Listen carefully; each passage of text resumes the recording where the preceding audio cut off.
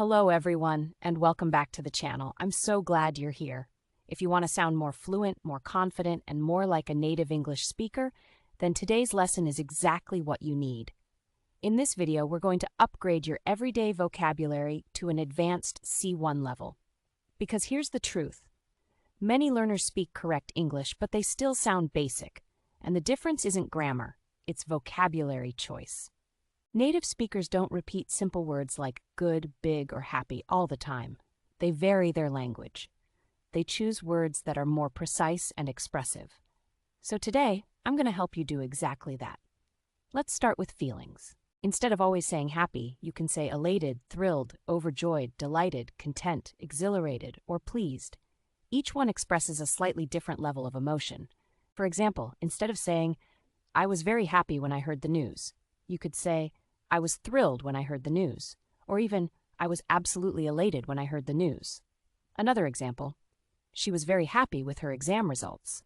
You could upgrade that to, she was delighted with her exam results, or she was overjoyed with her exam results.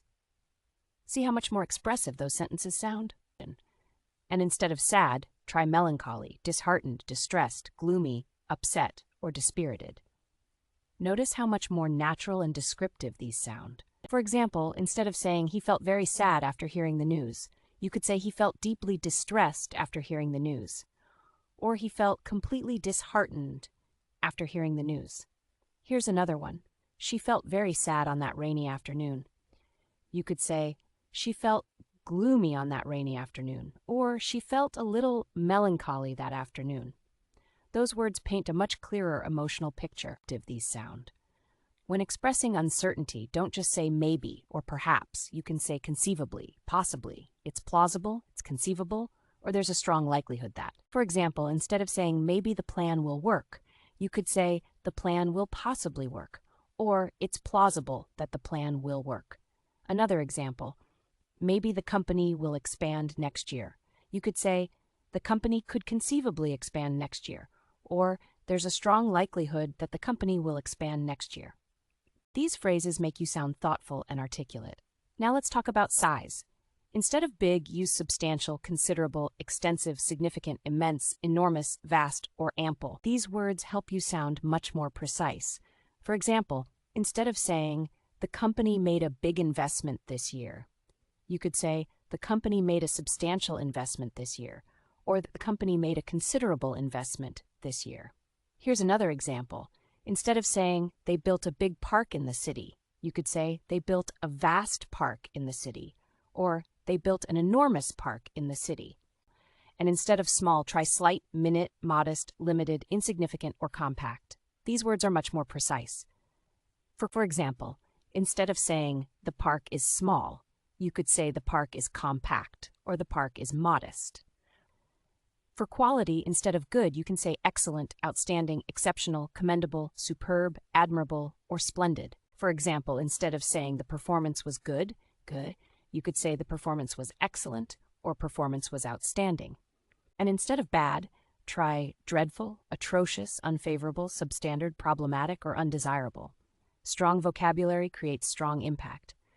Instead of saying the service was bad, you could say the service was substandard, or service was unfavorable. When talking about people, instead of friend, use companion, confidant, acquaintance, colleague, associate, or peer. For example, instead of saying he is my friend, you could say he is my companion. Another example, instead of saying they are my friends from college, you could say they are my peers from college, or they are my acquaintances from college. And instead of enemy, say adversary, opponent, rival, or competitor, especially in formal or professional contexts. For example, a basic sentence would be, he saw the other company as his enemy in the market. An improved, more professional sentence would be, he viewed the other company as a strong competitor in the market. For daily activities, instead of work, you can say occupation, profession, vocation, engagement, pursuit, or undertaking.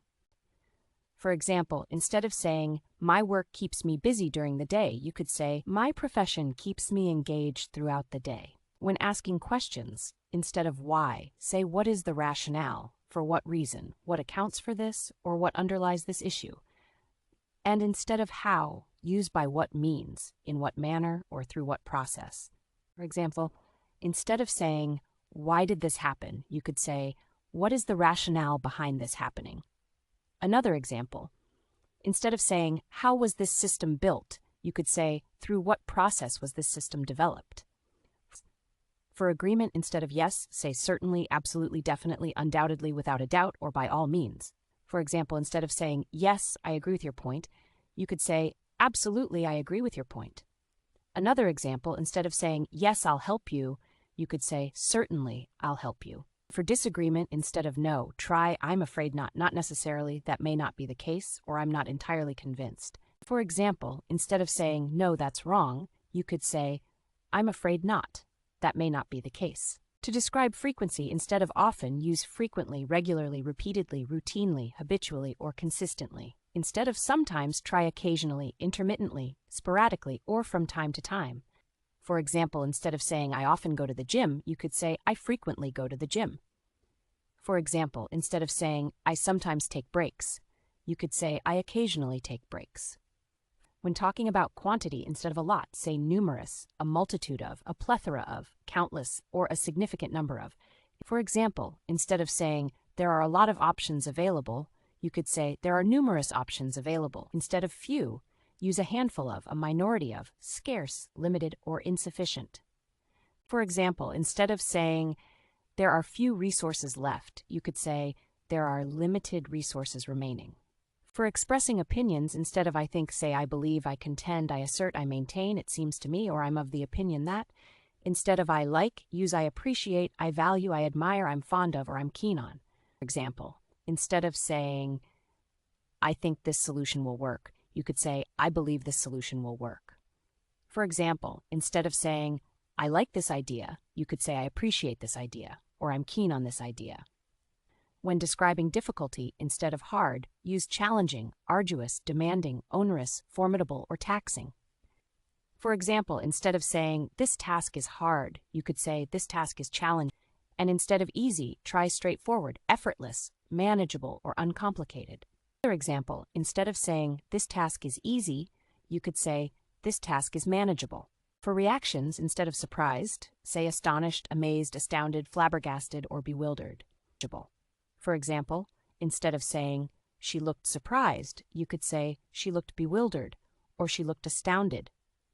These words help you sound more expressive and precise in both spoken and written English.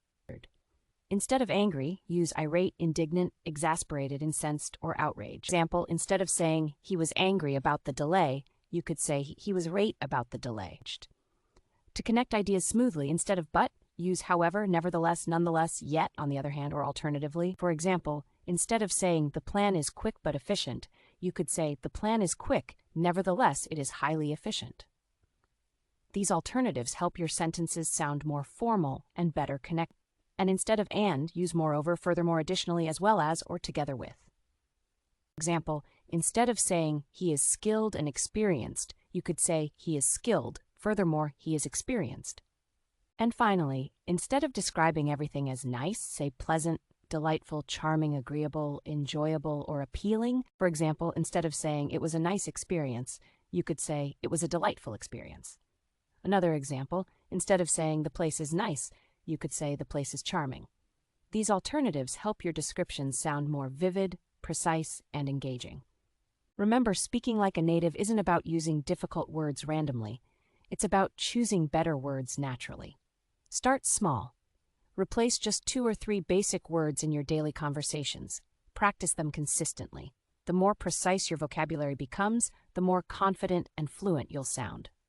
If you found this lesson helpful, don't forget to like the video, subscribe to the channel, and let me know in the comments which new word you're going to start using today. Thanks for watching, and I'll see you in the next lesson.